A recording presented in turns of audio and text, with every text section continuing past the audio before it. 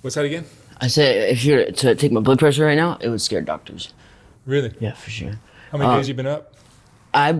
It kind of gets fuzzy, but it's like 7 or 8 days, all straight, completely no 0 hours sleep.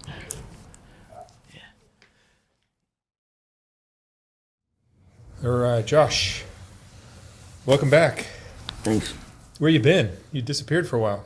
So I was boosting from stores, Target in specific, and they decided to go to case with me, so I went to jail. To 11 months. You went to jail for shoplifting? Yeah, grand theft. They gave me 9 grand thefts and 15 petty thefts, and that was over the case of like I don't know, like a year and a half, 2 years. That was from 2 targets that arrested me. So there was 2 cases. And just to be clear, this was for drugs? Yes. Yeah. All of it. They added all up to $90,000 worth of stuff. 90,000? Yeah. So. From one store? From 2 stores, yeah. 2 but stores. Just about. And so like, when you have a fentanyl habit, it's different when you have like an upper habit. But like when you have a dependent like habit where you will kick or you withdraw when you don't use it, you need to have a steady source of everyday cash. And boosting has just always been, even since I was younger on the East Coast, everywhere in the United States, boosting is a thing where it provides that with steady, like, I'd say prices, like you can continue to get, money whenever you want all the time. But it's illegal. It beats selling ass. Oh, for sure. Yeah, it's less painful, I guess. But it's way more legal. So yeah, the penalties for shoplifting in general are pretty light. Yeah, so they wanted to give me 4 years, right? And I got really lucky. Yeah. And man, if they had even caught me in any of the other ones, I probably wouldn't got out. But they wanted to give me 4 years. But I obviously have a drug problem. It's not. I'm not. What was your drug before? The other interviews? I used to do heroin when I was younger and crack, and then just recently it's been fentanyl and crack. I'm a speedball addict. Yeah. But I've done all the drugs. Everyone acid. I like shrooms. I like ecstasy. I'm just about everything. Ketamine. I've abused ketamine quite a bit. I've done weird research chemicals like flocka. It's like bath salts on an extra level, and it's stuff that like fries your brain. They call it a psychonaut, basically. But fentanyl and crack are ones that like. Fentanyl is like the crack of opiates, basically. So it hits very strong and it lasts a very short time. So also with crack, and which means you need to get more of it, and building a higher tolerance, getting high every day. And so if you have a steady source of income, then what happens when your habit begins to grow, your income has to grow. So, and that's what happened to me in the last couple of years. When my fentanyl habit and crack habit started to grow a lot more, my income had to grow a lot more. So I started going harder in the stores. And that's why within that period of time, they clocked me at that much money and wanted to put me away. So, but I got lucky. You were in jail for how long? 11 months. And, 11 months. How was that? It was. I got in a lot of fights. And they say that Los Angeles jail is probably the most dangerous jail in the United States, and it was pretty dangerous. But I didn't really think it was just like normal jail. But you went cold turkey? Yes. So when I first went in, I was like really sick. I was never kicked from fentanyl, and the fentanyl nowadays is like new. There's coming out with newer kinds, and so nobody has a long-term value effect of like what happens to your body when you get off of it, when you kick it cold turkey. So a lot of my friends that have kicked it, either in a hospital or jail, they all experience some of the same things. Not all of them do experience this specific thing, but they have like hallucinations or like just like kind of like biblical revelations, and it's pretty scary, terrifying. And I was just like kind of hallucinating different things, like it's like Saw movie type effects, and it was just weird. And the fear, it was more the fear of what I was gonna go through, knowing that I had to kick cold turkey, couldn't get any at all. that scared me the most. And so I tried to kill myself while I was in the jail, and I sliced my wrist open, and with one of the little razors, and they found me, and they were like, whatever, like, It's a hell of a scar on your forearm. yeah, and yeah, 'cause- and in my normal state of mind, like sober, I wouldn't have ever thought about that. You were really trying to kill yourself too. You cut Yeah, it the right way. that's a real suicide thing. Yeah. So they put me in HOH. It's called, I forgot, I don't know what it stands for, but they strip you butt naked and they give you like a mat and like a little pearl suit that you can Velcro on, and that's nothing you can kill yourself with. And I was kicking in there, like with just cement walls and like my bare body, and it sucked. It sucked really bad. Tell me about that. How long did that last? For 2 weeks, I was kicking. It would have lasted probably maybe a half week longer, but like it was bad. It wasn't as bad as I thought it was gonna be. I gotta say that. But it was really bad. You're throwing up. I was throwing up, shitting, shaking, and like I couldn't sleep for like the first week. I couldn't sleep. You get cold or? I couldn't eat. Couldn't eat. Yeah.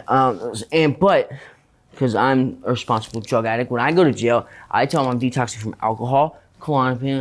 I take Xanaxes regularly, so that they have to. It's mandatory. They put you on benzodiazepine, basically to taper you off your habit, which they don't leave you on it for very long. But they put me on Klonopin for the first 15 days. So I was taking Klonopin, the 1 milligrams, but I couldn't feel them. But I guess if in my mind it could have helped. But So you got clean. Mm-hmm. You were in there almost a year. Best thing that ever happened to me is getting arrested, because I needed something to literally strip me, like take me away from the ability to access fentanyl. Now, I'm not saying that fentanyl is not in jail, but I mean, you just get the tiniest little pinch, $100. It's expensive. It's expensive. No, but you got clean and you get out, and now you're here again. Yeah. So, yeah. Yeah. Relapse just happens to be a part of my story. It happens to be part of everybody's story, but it's a relapsing part of my story because I like getting high, but I like also being able to have the choice to build my life farther up being sober. But when you're sober, you begin to feel feelings. I was in the sober living. They court-ordered me to rehab. That's where this was going. They court-ordered me to rehab, and 2 years probation. I had to do a year long in rehab. So I did the 60 months of the inpatient. I was out of jail. I was off the Suboxone implant that they had me on while I was in jail. And I was completely clean. 100% no drugs in my system. And but I had the recurring thought, not for fentanyl, but for crack. Crack calls at you, crack like talks to you, and when you think about it, you can't get it off your mind. When you're sober, sometimes. And that's what happened. And then my first pass, when I got to sober living after the 60 days, they gave you 1 3-hour pass a day. I was living in Watts-ish area, and I had a 1-hour bus ride, a little bit of time to kick it here, pick up some crack, and a 1-hour bus ride back. And I was a little bit late, but I held on to it until next day, and then I just relapsed. And then 3 days later, here I am. That's 8 days ago. So you're using, and I'm still awake. What are you using now? Crack. Just crack? Just crack. No Well, actually, okay, I accidentally used fentanyl yesterday for the very first time in a year. And my friend had put on the top of my pipe, he just basically scooped it up, a powder that he thought was crack. And me, loving big hits of crack, I took the whole thing and held it in and loved the taste, remembered the taste, and was like, oh, this is not just crack. It's fentanyl. At first I was scared. I was like, yo, what's going on, But then I just relaxed, and I was in a lot of pain before, because some shit was wrong with my legs have been swelling up, my feet are swelling up, just from wearing shoes for too long, and just weird shit that happens as a result of drug addiction and living unhealthy. So I immediately took the pain away. I immediately don't feel it. And I wasn't worried anymore. Even if I was gonna die, I wasn't worried. But fentanyl was a little bit weird, so it's makes you kind of loopy when you get to be under too much of the of the effects of it. And if you take too much. Sometimes you won't, you'll mumble or like you'll speak out of turn, like. But yeah, I was kind of just tripping out a little bit, but I enjoyed it, and I did it again today. You had you had a girlfriend down here when we first spoke. Yeah, I did. Turned out, I don't know. She's been with a couple different people, I guess. I love the girl still because I'm a sap for that, I guess. But like I care for her, but we're kind of here, and that wasn't an excuse I gave myself to come back, to be downtown, to like be here. The excuse was to myself was that I wanted to be here for her. And I want her to be down here by herself. So she's with some other dude. Yes. Oh yeah. Yeah. It's difficult, but like he's taking care of her nicely. Yeah, which I don't know. I'm not sure That's about perfect. that. That's perfect. As long as she's happy, yeah. But like, you don't have to lie about it. You know what I mean? Like, I'm the type of person that I can take it. I don't take it personal. It might hurt my feelings. It might hurt my almost fell. It might hurt my feelings, but it's okay. I can get over it. But females can sometimes be sly. They don't want to divulge the truth because you'll think they'll hate them for it. So given what you went through cold turkey in jail, was there any way in hell that you're ever going to go through that again without being in jail? No, I wouldn't go turkey myself. I've gone to a lot of detoxes. I've probably been to like between detox, residential, IOP, sober livings, probably like 60 or 70 rehabs. How many? Total? 60 or 70. 60 or 70? Yes. Wow. And this last one was the first one it's ever court ordered to. I would face consequences if I left. And I left, but it's still. This didn't make any difference. But there's other places that are kind of cushy, like they don't show you that life is really fucking hard. It's hard to be a normal person sometimes, and to not react on your feelings, and to not get hurt and want to lash out on it, or to want to hate yourself about it, or to feel like guilty about something. What do you think people that don't do drugs don't understand about drug addiction? I think that people that don't do drugs, it's harder for them to understand why no matter what, you see your life is falling to shit, why you can't say no, why still do it. I even asked myself that question, like a little more than a week ago. I was like, man, my life is good. Why the fuck did I get high the first time? And that's the number one question, I guess, that everybody asks. In any type of recovery program that you can ever been, or even, I guess, like, spiritual program, they're gonna ask you, well, why did you make that first choice?